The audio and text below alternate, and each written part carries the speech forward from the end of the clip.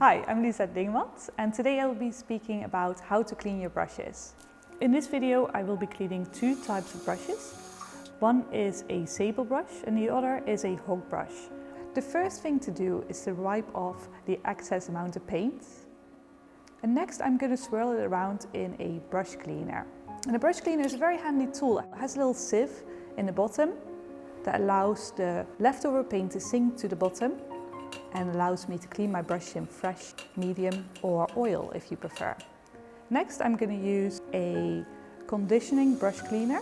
Rinse it using some water or you can use some fairy liquid. Make sure to shape your brush using a tissue or just your fingers. Thanks for watching this raw umber tutorial on how to clean your brushes. I hope that you feel like you've learned something and I may see you at the next video.